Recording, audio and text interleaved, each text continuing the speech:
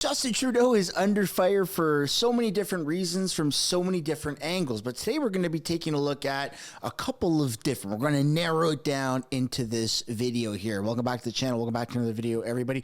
Before we get into it, I do want to encourage everyone to smash the like button and subscribe if you haven't yet already. It does really help grow the channel, as well as just a soft reminder that this is indeed Mr. Sunshine Extra. So I may look familiar from other channels, but I certainly would appreciate the same level of support that you guys show for other channels as you could with this one. And if you would like to walk away with a limited edition Wacko Has to Go Justin Trudeau sticker, this is what it looks like here. The link for this is down in the description or the pinned comment below. Let's get into this video here. So there's a lot of things going on, especially in BC, where BC had decriminalized hard drugs, and they've since recriminalized it in the past week. And you have federal conservative MPs that are saying, hey man, this should happen everywhere. You should criminalize drugs across the board, hard drugs, because you have actual people that are smoking meth and crack in hospitals, in front of kids, in schoolyards, and there's no regulations because it's not criminalized. And then we're going to be taking a look at Justin Trudeau under fire in a recent press conference, and the Bank of Canada under fire for interest rates. So stick around for the full thing if you can, because you don't want to miss out on what is going on. And let's take a look at what's happening in the House. Of this government's decision, it is no longer illegal to smoke crack, meth, or shoot up heroin in public spaces in British Columbia like parks, hospitals, and public transit. The British Columbia government has now begged the Prime Minister to reverse this decision. So, simple question, when will the Prime Minister once again make it illegal to smoke crack in a hospital room? Just the date. This government is supposed to be in the business of protecting children, not killing them with exposure and access to hard drugs. The RCMP has confirmed that legal hard drugs are being sold on the black market. In Abbotsford, the Soccer Association has to regularly sweep the needles for pitch. The Legion and many businesses in Mission have to deal with crack smoke every day. When will this government do the right thing and cancel their ideologically extreme experiment to legalize hard drugs and start protecting BC's children? Hear, hear. The Honourable Deputy Prime Minister and Minister of Finance. Mr. Speaker, as a mother of three, including teenagers, I care so much about Canada and Canadians, and I agree, opioid addiction is a tragedy.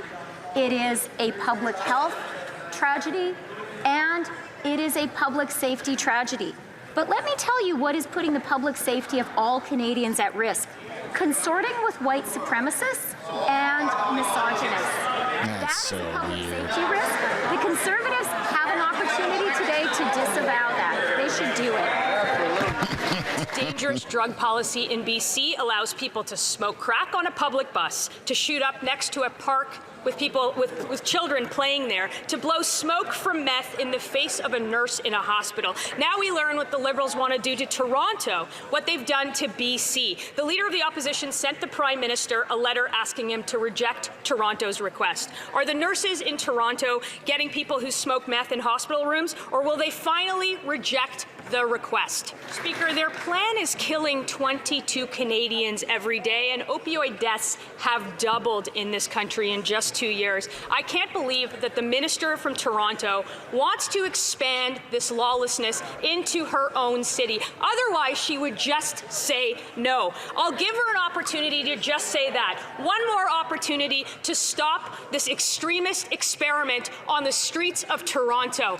Yeah. Spoiler alert, the minister did not say no. And it's weird because they used British Columbia as a test pilot. It has failed horribly. This is self-admitted by the Liberal government, by the way. It's failed horribly. You have a drug and opioid crisis that has gone rampant across British Columbia, like absolutely freaking insane. The government, I don't know if this applies to other places in Canada or if it's just in BC, but I live in BC, so I obviously see what's happening here in the test pilot hub, where you have the government, I don't know if it's provincial, in conjunction with federal or one or the other, whatever it is, they have actual places where if you're a drug addict, if you're homeless, you can go and you get free drugs supplied by the government.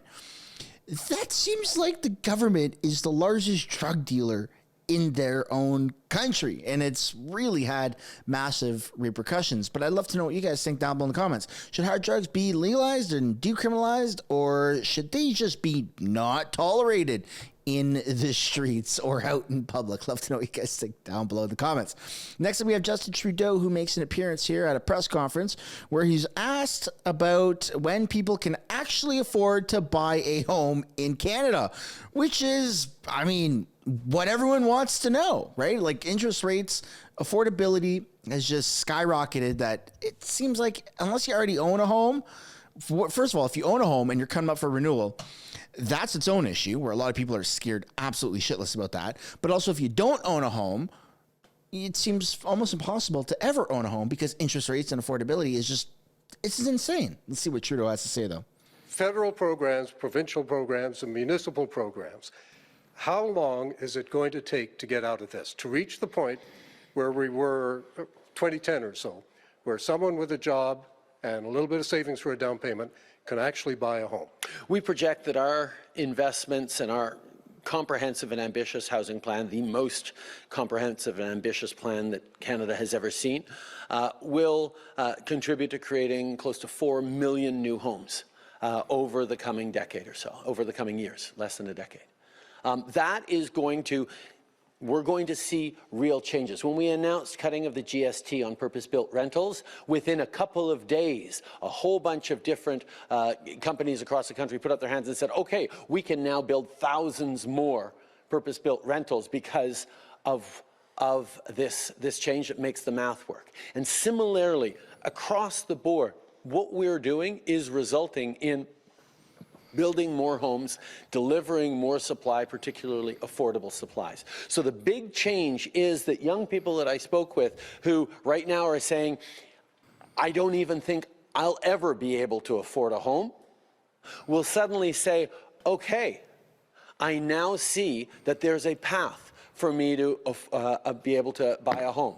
Maybe not right now, maybe not this coming summer, but in the coming years, this is going to change. And this is as much about building that optimism again that young people need to have in the future of the country, which is part of why we made the decision to ask the wealthiest, often of older generations, whose money works for them, instead of necessarily them working as hard as these young people are for their money, for their salaries.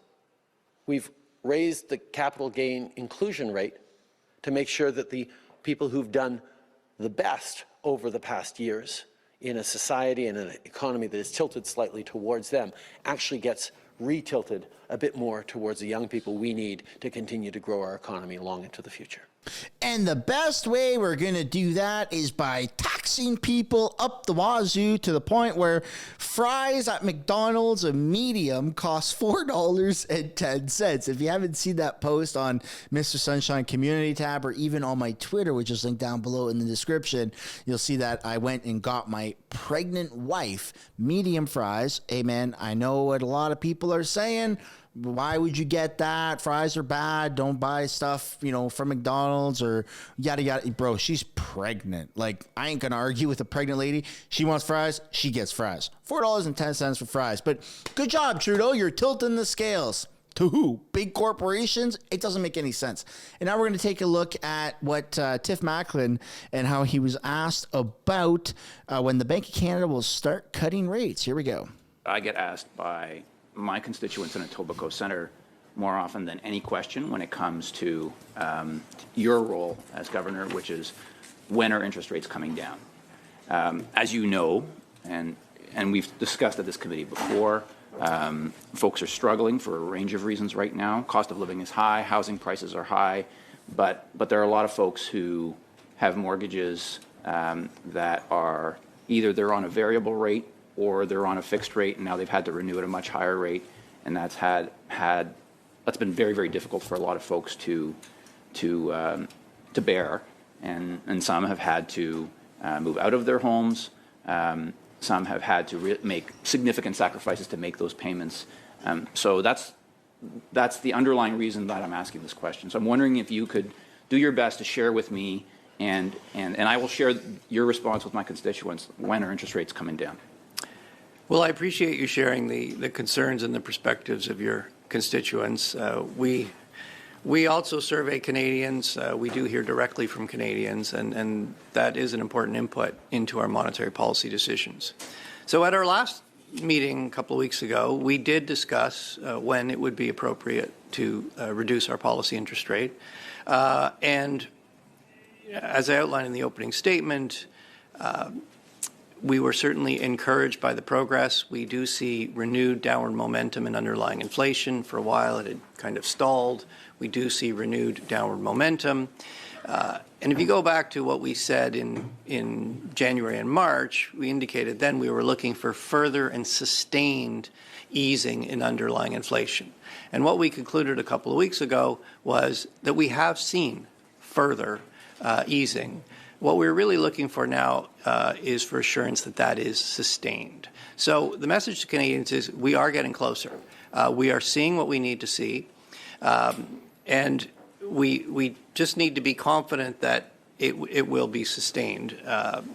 We're very conscious that we don't want to keep monetary policy this restrictive for longer than we have to. On the other hand, getting inflation down as much as we have has been a hard-fought battle, and we don't want to cut too early or too quickly and jeopardize that progress. So we are trying to balance those two risks. We're going to take our next decision, I think it's June 4th, and then we've got another one in July, another one in September. We take our decisions at the decision date based on the best available information we have at the time. So I'm not going to predict, what we're going to do at each decision. We'll do our best for Canadians when we get there. I appreciate that. Can you talk about, when you say you're looking for signs that inflation is sustainably coming down before lowering interest rates, can you talk about what kinds of things you're looking at? Like, what are the kinds of things that Canadians, like my constituents in Etobicoke Centre, should be looking at to believe that things are heading in the right direction or not heading in the right direction? Because ultimately, they want to see you lower rates. Yeah, it's a very good question. And so the first point is headline inflation, CPI inflation, is probably going, from month to month, it will bounce around. It's the latest reading is 2.9%. It probably will stay pretty close to that, around 3% for the next several months, because we know global oil prices went up. We know gasoline prices have gone up. And that has a very immediate effect on CPI. What we're looking for is when you strip out that, we want to see our measures of core or underlying inflation continue to move down. And so, watch CPI trim, watch CPI median. Those are our two preferred measures of core. In practice, those are our preferred measures for core for good reason, but we also look, there are other measures of underlying inflation, CPI ex food and energy, CPI ex. We also look at, in our monetary policy report, you'll see there's regularly a chart of the proportion of CPI components rising faster than 3%. When inflation was 8%, that was as high as 80%. The latest reading is 38%. Normal is about 25%. So we're getting down. We're not quite normal yet, but we're getting there. So what we're looking for, inflation to come down, for it to be less broad-based. We will be trying to look through the volatile components in headline. So try to focus on what we're focused on is the underlying measures. Does it feel to you that we're anywhere near where we should be for our interest rates and inflation? It doesn't feel like it. When I go to the grocery store, it doesn't matter how many press conferences there are, how many times Freeland says it's under control, how many times Tiff Macklin says we're almost there or we are there. When I go to the grocery store and, pay with my credit card, whatever it is, and I'm paying 25, 30% more for simple freaking items than I should be, when mandarin oranges are $2.50, almost worth its weight in gold per mandarin orange. That does not seem normal, folks. That really does not seem normal. The cost of living in Canada seems to be higher than almost every other country in the world. If not, it's up there. It's definitely up there. And it's easy to talk about it. And I don't think that other countries, people from other countries, fully understand, like those in America, like, yeah, we're facing higher costs. Yeah, I'm definitely sure that you are. But come to Canada, like go to the grocery store one time and you'll be like, whoa, this must be only in this area, right? Nah, man. The further out from the city you are, I think the worse it gets. If you start to go to isolated and remote places in Canada, you don't want to swipe your card. You're like, it might be worth the trip to hop into my gasoline or diesel vehicle, not my electric, because it won't get me there in time, and go to a major city where it might be cheaper. I have no idea, but shit's just getting out of control. I'd love to know what you guys think down below in the comments. What do you think about Tiff Macklin? Do you think that he's right, that they're almost there where they want interest rates? Or do you think we have a very, very long way to go before anything is normalized and stabilized here in Canada? Ladies and gentlemen, and everyone in between, that's where we're going to end today's video. On your way out, I'd like to encourage you guys to smash the like button, subscribe if you haven't yet already. And just a reminder that this is Mr. Sunshine Extra, so I may look familiar from other channels, but this is indeed the extra channel, and I would super duper appreciate if you guys showed the same love for this channel as you do others. I'll see you in the next one. Bye for now.